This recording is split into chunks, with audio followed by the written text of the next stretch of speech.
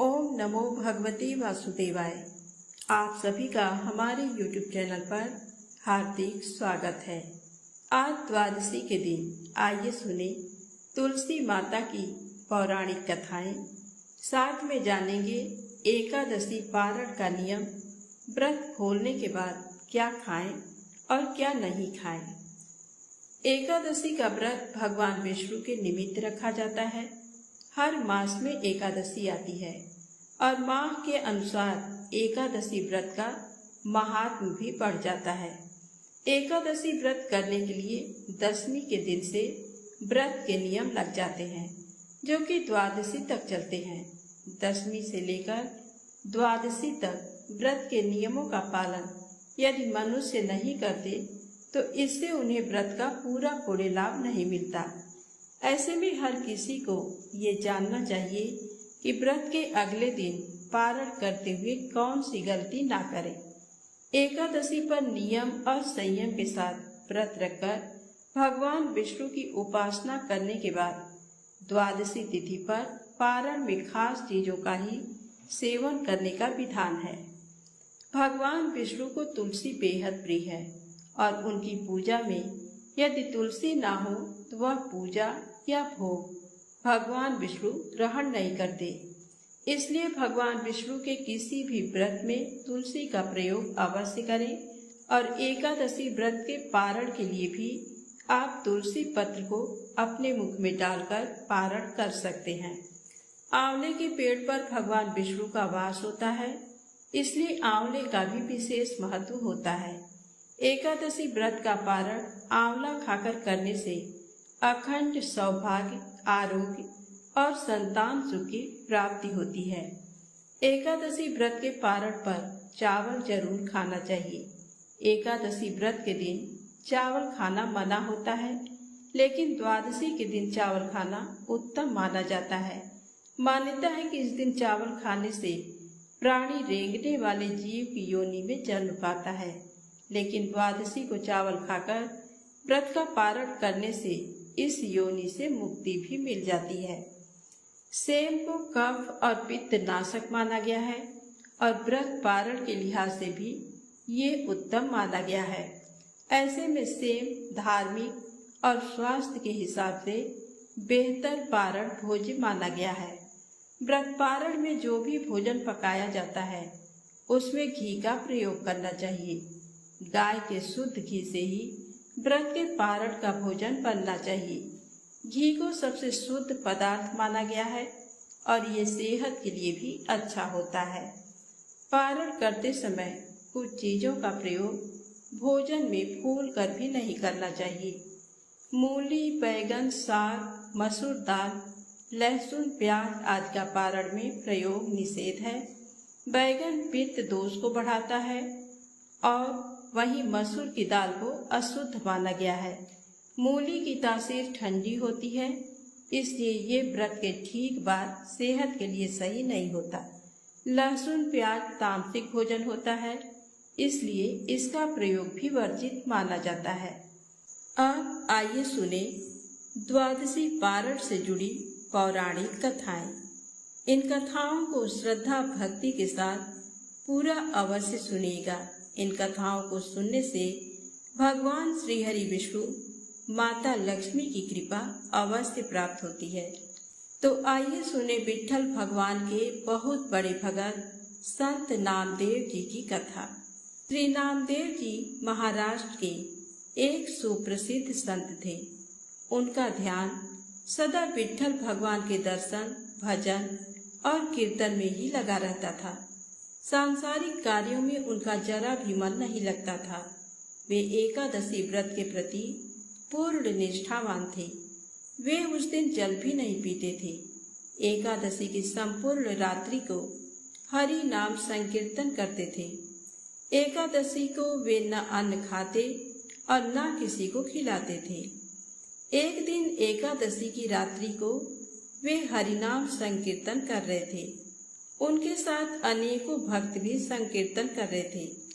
अचानक एक छीड़कार, हड्डियों का ढांचा मात्र एक वृद्ध ब्राह्मण उनके द्वार पर आया और बोला, मैं बहुत भूखा हूँ, मुझे भोजन कराओ, अन्यथा मैं भूख के मारे मर जाऊंगा। श्री नामदेव जी बोले, मैं एकादशी को ना तो अन्न खाता हूँ और ना किसी को अन्न खिलाता हूँ। अतः ब्राह्मण देवता प्रातः काल सूर्योदय का इंतजार करो। व्रत का पारण कर आपको भर पेट भोजन कराऊंगा। ब्राह्मण बोला, मुझे तो अभी ही भोजन चाहिए, मैं 120 वर्ष का बूढ़ा हूँ। एकादशी व्रत 8 वर्ष से लेकर 80 वर्ष तक के लोगों के लिए है। मैं भूख से मर जाऊंगा और तुमको ब्रह्म हत्या का पाप लगेगा। श्री नामदेव जी ने कहा, ब्राह्मण देवता, चाहे कुछ भी हो जाए, मैं आपको भोजन नहीं करा सकता। कृपया आप सुबह तक प्रतीक्षा करें। श्री नामदेव जी के ऐसे व्यवहार के प्रति अन्य ग्रामवासियों ने नामदेव जी को निष्ठुर कहा और ब्राह्मण को भोजन देना चाहा, परंतु ब्राह्मण ने भोजन लेने से इनकार कर दिया और कहा, यदि मैं भोजन ग्रहण करूंगा तो सिर्फ और सिर्फ नामदेव से ही करूंगा। श्री नामदेव जी ने जब ब्राह्मण को भोजन नहीं दिया तो कुछ ही समय में उसके प्राण पखेरु उड़ गए। वहां उपस्थित सभी लोग श्री नामदेव जी के प्रति अपशब्द कहने लगे और उन्हें हत्यारा कहकर संबोधित करने लगे। श्री नामदेव जी कुछ नहीं बोले। वो विठ्ठल भगवान के भजन और कीर्तन में ही लगे रहे तथा एक पल के लिए उठे और मृतक शरीर को ढककर रख दिया और भगवान के समक्ष नाम संकीर्तन करते रहे। प्रातःकाल श्री नामदेव जी ने व्रत पारण किया और एक चिता बनवाई। स्वयं उस ब्राह्मण के पार्थिव शरीर को अपनी गोद में लेकर चिता पर बैठ गए। चिता को प्रज्वलित किया गया। जब आग की लपटें श्री नामदेव जी तक पहुंचने ही वाली थी तो अचानक वह ब्राह्मण उठा और श्री नामदेव जी को उठाकर चिता से बाहर कूद पड़ा। जब तक नामदेव जी कुछ समझ पाते, वह बूढ़ा अंतर ध्यान हो गया। स्वयं विठ्ठल भगवान ही उनकी परीक्षा लेने आए थे। इस घटना को देखकर सभी आश्चर्यचकित हो गए और श्री नामदेव जी की जय जयकार करने लगे।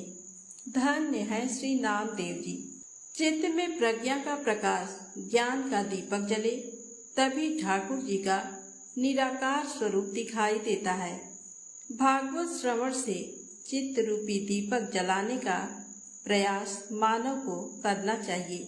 तो प्रेम से बोले, विठ्ठल भगवान की जय हो। आइए सुने तुलसी माता की पावन कथा। एक कन्या थी। जब वह थोड़ी बड़ी हुई और उसको समझ आने लगा, तब से ही वह तुलसी माता जी की पूजन करने लगी। उसका प्रतिदिन का नियम था कि तुलसी माता जी का पूजन करने के बाद ही खाना खाती थी। जब वह कन्या शादी के लायक हुई, तब उसके माता पिता ने उसकी शादी करवा दी। कन्या को उसके माता पिता ने दहेज में भी एक तुलसी का गमला दिया। ससुराल में वह प्रतिदिन सवेरे उठते ही पूजा करती, फिर उसके बाद ही खाना खाने बैठती थी। उसकी 2 जेठानियां थीं। वो दोनों उसका मजाक उड़ाती थीं कि बड़ी नियम धर्म वाली बनती है। उन दोनों को उससे बहुत ईर्ष्या होती थी, इसलिए वो दोनों तुलसी जी का गमला छुपा देती हैं। वह कन्या बड़ी मुश्किल से गमला ढूंढ कर लाती है, अच्छे से पूजा करती और फिर खाना खाती। वह गमला ढूंढ कर ले आती है तो एक दिन उसकी जेठानियों ने क्या किया कि गमला ही दूर फेंक दिया। कन्या ने खूब ढूंढा पर उसे गमला नहीं मिला। वह बहुत ही परेशान हो गई। उस दिन उसने खाना भी नहीं खाया। उसका नियम जो था, उस कन्या की सच्ची भक्ति देखकर तुलसी माता उससे बहुत प्रसन्न हो गई और उसके कमरे में तुलसी माता का गमला प्रकट हो गया। अगले दिन सुबह जब वह उठी तो क्या देखती है कि उसके खाट के चारों कोनों पर तुलसी माता का गमला आ गया है। ये देखकर वह बहुत प्रसन्न हो गई कि अब मेरी तुलसी माता को कोई चुरा नहीं सकेगा। पूजन करने के लिए भी कहीं और जाना नहीं पड़ेगा और कोई मेरी तुलसी माता को फेंक भी नहीं सकेगा। वह तो जल्दी से उठकर स्नान करती है और तुलसी माता की पूजन कर लेती है। जब वह खाना खाने बैठी तो उसकी जेठानियां मजाक करने लगी कि लो, देवरानी का नियम धर्म पूरा हो गया। उससे पूछती है कि तुलसी जी की पूजा कर ली क्या? देवरानी धीरे से बोलती है, जी हाँ, कर ली। जेठानियां बोलती हैं, कहाँ से कर ली पूजा? गमला तो फेंक दिया था। देवरानी कहती है कि देख लो, मेरे कमरे में खाट पर तुलसी जी लग रही हैं। जेठानियां बहुत शर्मिंदा हुई और बोली कि देवरानी, तेरी भक्ति सच्ची है, हमने तुझे बहुत परेशान किया, हमें माफ कर दे। देवरानी उन्हें माफ कर देती है। हे तुलसी माता, जैसी कृपा आपने देवरानी पर करी वैसी कृपा हम सब पर भी करना। तो प्रेम से बोले, तुलसी माता की जय हो। अब आइए सुने तुलसी माता की अगली पावन कथा। एक ब्राह्मण था। वह प्रतिदिन मंदिर जाता था। वह प्रतिदिन तुलसी माता की पूजा करता था। वह तुलसी माता से प्रतिदिन प्रार्थना करता था कि हे तुलसी महारानी, मेरे आनंद करना। तुलसी माता ने सोचा कि ये ब्राह्मण तो बहुत सीधा है और गरीब है और प्रतिदिन मेरी पूजा करता है, मैं इसके लिए कुछ न कुछ करना चाहती हूँ। तो तुलसी महारानी एक कन्या का रूप बनाकर बैठ गई और उस ब्राह्मण को बोला कि ब्राह्मण, मैं भी तेरे घर आना चाहती हूँ। ब्राह्मण ने सोचा कि 6 लड़कियां तो मेरे पहले से ही हैं और 7 लड़कियों का मैं कैसे पालन पोषण करूँगा, लड़कियों की शादी कैसे कराऊंगा, मेरे पास तो कुछ पैसा भी नहीं है। ऐसा विचार करके वह बहुत परेशान रहने लगा। उसको तो खाना पीना भी नहीं अच्छा लग रहा था। उसकी औरत ने एक दिन कहा, क्या बात है, आजकल आप बहुत दुखी रहने लग गए हैं। तो इस पर ब्राह्मण बोला कि मैं जब भी मंदिर जाता हूँ वहाँ पर एक छोटी सी सुंदर सी कन्या बैठी है और वह कहती है कि ब्राह्मण, मैं आपके घर आऊँ। उसकी पत्नी बोली कि अरे, इसमें परेशान होने की क्या बात है, आ रही है तो आने दो। ब्राह्मण बोला कि पहले से ही अपने घर में 6 लड़कियां तो हैं ही, उनकी भी अपने को शादी करवानी है। तो इस पर ब्राह्मणी बोली कि अरे, ये तो कोई बात नहीं है, अपनी 6 लड़कियों की शादी करवाएंगे, वैसे 7वीं की भी करवा देंगे। हम लोग 7 लड़कियों की शादी साथ में ही करवा देंगे। अगले दिन जब वह ब्राह्मण मंदिर गया तो उस छोटी कन्या ने पूछा, ब्राह्मण, मैं आपके घर आऊं? तो ब्राह्मण बोला कि हाँ बेटी, चल। उनको वह घर पर लेकर आ गया। तुलसी माता के कन्या के रूप में ब्राह्मण के घर आने से ब्राह्मण के घर बहुत आनंद हो गया। घर में लक्ष्मी की बारिश हो गई।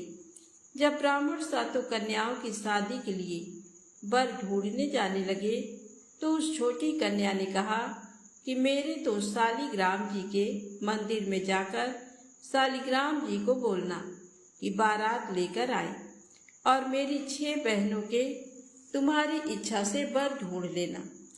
तुलसी महारानी की मेहरबानी से उसके तो सब जेवर, कपड़ा, खाना सब तैयार हो गया और अच्छी धूमधाम से उनकी शादी हो गई और उस ब्राह्मण के तुलसी माता टूटमान हुए।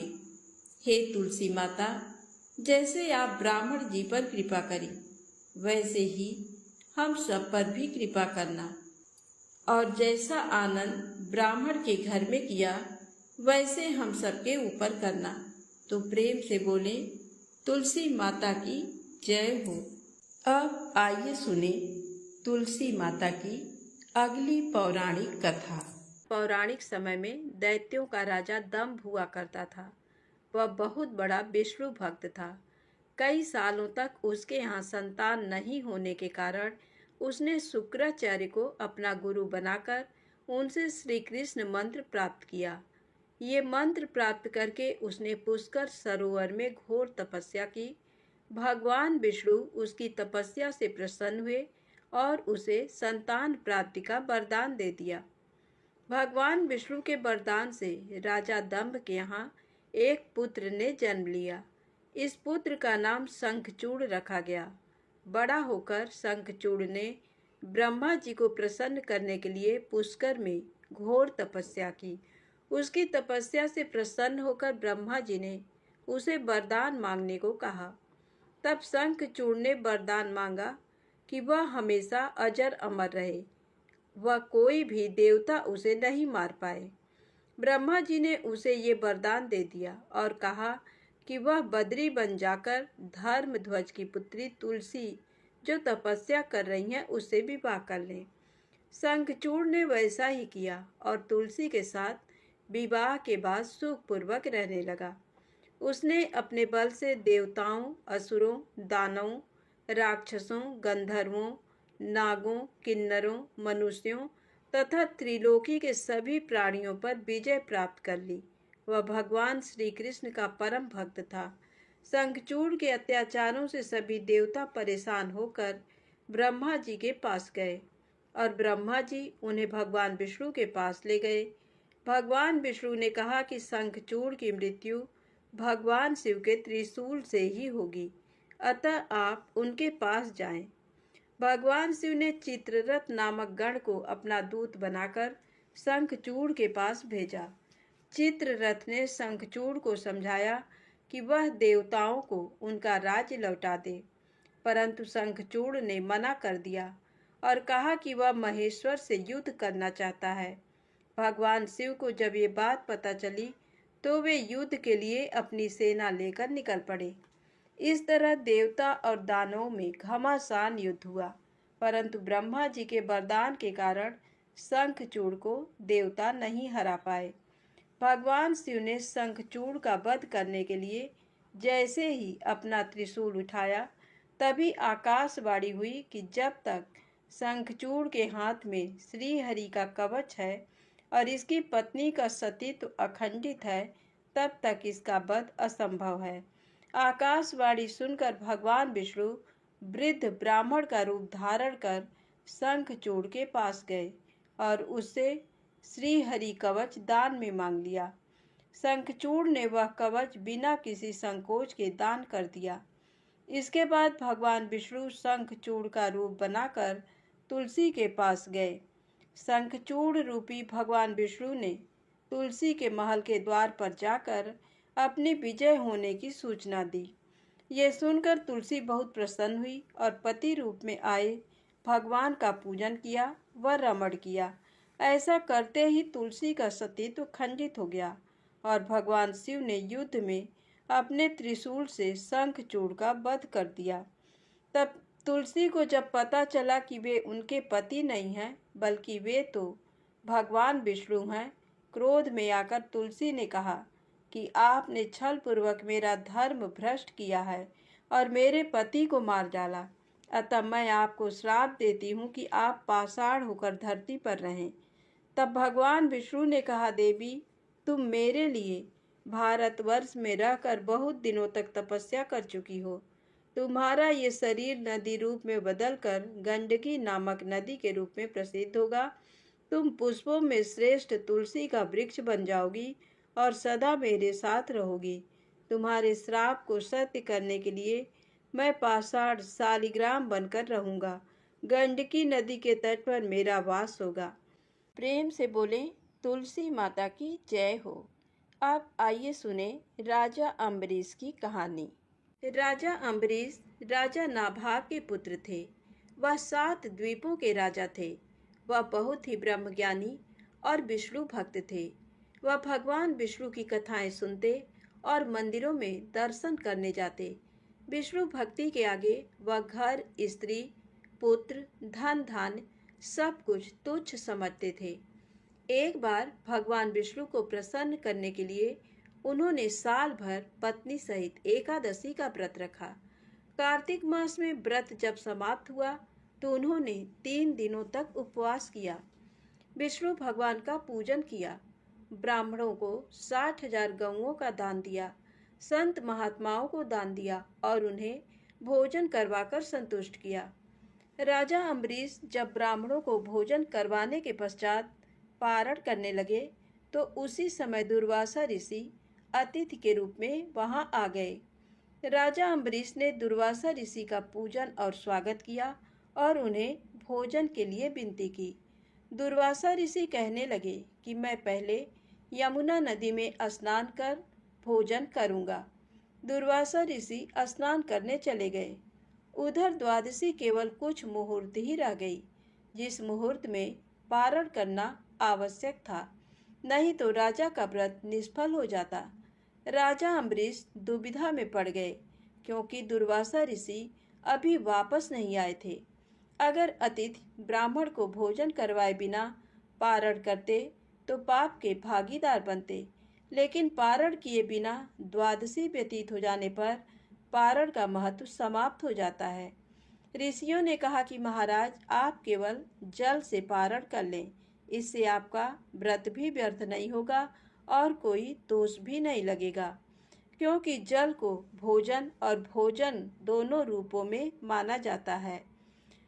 ऋषियों के परामर्श पर राजा अम्बरीश जलपान कर दुर्वासा ऋषि की प्रतीक्षा करने लगे।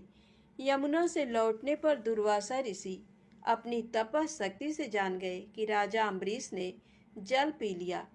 राजा अम्बरीश पर क्रोधित होते हुए दुर्वासा ऋषि कहने लगे कि तुमने धर्म का उल्लंघन किया है। राजन, तू लक्ष्मी और धन वैभव में अंधा हो गया है। तुमने मुझे भोजन का निमंत्रण दिया और घर आए अतिथि को भोजन कराए बिना स्वयं भोजन कर लिया। इस कुकर्म का फल तुझे जरूर भोगना पड़ेगा। दुर्वासा ऋषि ने अपने जटा को उखाड़कर उससे कालाग्नि के समान कृत्या को बनाया, जो राजा की ओर दौड़ी। राजा अपने स्थान से तिल भर भी नहीं हटे। उसी क्षण भगवान विष्णु ने अपने भक्त की रक्षा के लिए अपना सुदर्शन चक्र भेजा, जिससे कृत्या को उसी क्षण जला दिया और सुदर्शन चक्र फिर दुर्वासा ऋषि की ओर मुड़ गया। दुर्वासा ऋषि जान बचाने के लिए भागे, लेकिन जहाँ भी दुर्वासा ऋषि जाते चक्कर उनका पीछा करता रहा। ब्रह्मा जी की शरण में गए तो ब्रह्मा जी कहने लगे कि विष्णु जी के तेज से मैं आपको नहीं बचा सकता। भगवान शिव के पास गए तो भगवान शिव कहने लगे कि विष्णु जी के चक्र से तुम्हें बचाना मेरे बस में नहीं है, तुम भगवान विष्णु के शरण में जाओ। दुर्वासा ऋषि बैकुंठ धाम में गए। भगवान विष्णु के चरणों में वंदना कर कहने लगे कि हे साधुओं पर कृपा करने वाले प्रभु, मुझ अपराधी की रक्षा करें। मैंने आपके प्रिय भक्त को कष्ट पहुंचाया है, इसके लिए मुझे क्षमा करें। भगवान, मेरी रक्षा करें। भगवान विष्णु कहने लगे, तुमने वास्तविकता जानते हुए भी मेरे भक्त को कष्ट पहुंचाया है।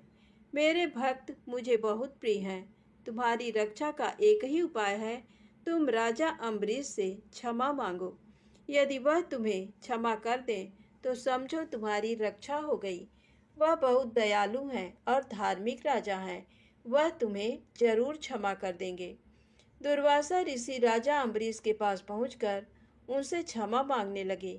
आपके अपमान के कारण भगवान विष्णु का सुदर्शन चक्र मुझे जला रहा है। राजा अम्बरीश जी के पैरों में गिर गए। उन्हें दुख में देखकर राजा अम्बरीश को बहुत दुख हुआ। भगवान विष्णु के सुदर्शन चक्र को शांत करने के लिए राजा अम्बरीश ने स्तुति की। स्तुति सुनकर सुदर्शन चक्र शांत हो गए और वापस लौट गए। दुर्वासा ऋषि भी सुदर्शन चक्र के ताप से मुक्त होकर सुखी हो गए। दुर्वासा ऋषि ने राजा को आशीर्वाद दिया और कहने लगे, आप धर्मात्मा और दयालु हैं। आपने मेरी दुष्टता को भुलाकर मेरी रक्षा की। दुर्वासा ऋषि को सुदर्शन चक्र के भय से मुक्ति में 1 वर्ष व्यतीत हो गया, लेकिन राजा अम्बरीश दुर्वासा ऋषि की प्रतीक्षा में 1 वर्ष तक केवल जल ही पीकर रहे। सुदर्शन चक्र से मुक्ति के पश्चात उन्होंने दुर्वासा ऋषि को भोजन करवाकर तृप्त किया और दुर्वासा ऋषि की आज्ञा के बाद उन्होंने फिर भोजन किया। उसके पश्चात दुर्वासा ऋषि अपने लोक चले गए। राजा भक्ति के साथ राज्य करने लगे। राजा अम्बरीश के इस प्रसंग को सुनने पढ़ने से भगवान विष्णु की कृपा प्राप्त होती है। प्रेम से बोले विष्णु भगवान की जय हो। अब आइए सुने भगवान सालग्राम की कृपा की कहानी। केरल में एक सुधार्मिक नामक राजा था। उसी के पुत्र भक्त चंद्रहास जी हुए। जन्म के थोड़े दिन बाद ही इनके पिता संग्राम में वीर गति को प्राप्त हो गए और माता सती हो गईं। शासन शत्रुओं के हाथ में चला गया। तब धाय माँ चंद्रहास को लेकर कुंतलपुर चली गईं और वहाँ के मंत्री धृष्ट बुद्धि के यहाँ रहने लगी तथा चंद्रहास को अपना बालक बताकर उसका पालन पोषण करने लगी। चंद्रहास अभी 5 ही वर्ष के हुए थे कि धाय माँ का भी स्वर्गवास हो गया। अब वे अनाथ हो गए। चंद्रहास अपने समान अवस्था वाले बालकों के साथ भक्ति रसवर्धक खेल खेला करते थे। एक दिन कृपालु श्री नारद जी ने आकर दर्शन दिया और एक सालग्राम की छोटी सी मूर्ति समेत भगवान नाम का उपदेश दिया। चंद्रहास जी नित्य उसकी पूजा करके उसे मुख में रख लेते थे। एक दिन धृष्ट बुद्धि के यहाँ ब्राह्मण भोज हुआ। संयोगवश चंद्रहास जी वहीं खेल रहे थे जहाँ ब्राह्मणों में प्रधान विद्वान बैठे थे। उस समय धृष्ट बुद्धि ने वहाँ आकर पूछा कि मेरी कन्या का कैसा भाग्य है, इसे कैसा पति प्राप्त होगा। तब वे सब चंद्रहास की ओर संकेत करके बोल उठे कि यही तेरी कन्या का पति होना चाहिए। दासी पुत्र मेरी कन्या का पति होगा, ये जानकर वह लज्जा से घुल गया। धृष्ट बुद्धि बड़े सोच विचार में पड़ गया कि यदि ऐसा हुआ तो मेरी बड़ी अपकीर्ति होगी। इसलिए अब यही विचार ठीक है कि इस लड़के को मरवा डाला जाए। ऐसा निश्चय करके उसने बधिकों को बुलाकर कहा कि इसे मार डालो। धृष्ट बुद्धि की आज्ञा से बधिक लोग चंद्रहास को दूर निर्जन वन में ले गए और कहने लगे, हम तुम्हें मारेंगे, बताओ अब तुम्हारा रक्षक कौन है। चंद्रहास ने कहा कि मैं तुमसे केवल एक बात मांगता हूँ कि तुम लोग थोड़ी देर रुको, जब मैं कहूँ तब मुझ पर हथियार चलाना। बधिकों ने बात मान ली। चंद्रहास ने अपने मुंह से एक गोल सालग्राम की मूर्ति को निकालकर वन के पत्र पुष्पों से उसकी प्रेम पूर्वक सेवा की। मूर्ति को पुनः मुख में रखकर ध्यान में तल्लीन हो गए। प्रभु की छवि को हृदय में धारण कर नेत्रों के इशारे से बधिकों को मार डालने की आज्ञा दे दी। बधिक मूर्छित होकर गिर पड़े। थोड़ी देर बाद वे सावधान हुए। उनके हृदय में दया आ गई। चंद्रहास के बाएं पैर में 6 अंगुलियां थीं, जो एक दोष था। बधिकों ने 6ठी अंगुली धृष्ट बुद्धि को दिखाने के लिए काट ली, जो कि अच्छा ही हुआ। बधिकों ने जाकर कटी अंगुली धृष्ट बुद्धि को दिखाकर कहा कि हमने उसे मार डाला। उसने भी अंगुली पहचानकर उनकी बात को सत्य मान लिया। कुंतलपुर के राजा के राज्य में एक छोटा राज और था, जिसकी राजधानी चंदनावती नगरी थी। वहाँ का राजा कुलिंद कुंतलपुर के राजा को प्रतिवर्ष कर देता था। वह सब प्रकार के सुखों और संपत्तियों से संपन्न था, पर उसके कोई पुत्र नहीं था। वह उसी जंगल से होकर निकला और उस चंद्रहास को देखकर अति प्रसन्न हुआ, क्योंकि जिस पक्षी की छाया पड़ने से मनुष्य चक्रवर्ती सम्राट हो जाता है, उसी पक्षी ने अपने पक्ष से छाया कर रखी थी और हिरनियाँ चारों ओर से उसे घेरे खड़ी थी। चंदनावती के राजा कुलिंद ने निसंकोच दौड़कर बालक को गोद में उठा लिया और घर लाकर पुत्र जन्म के समान आनंद मंगल मनाया। कुछ दिनों के बीत जाने के बाद राजा ने सोच विचार करके चंद्रहास को राज सिंहासन पर बैठाकर उसका राज तिलक कर दिया। चंद्रहास ने राज्य पाकर अपने राज्य में भक्ति भाव का बड़ा भारी प्रचार प्रसार किया। तो प्रेम से बोले विष्णु भगवान की जय हो, सालग्राम भगवान की जय हो।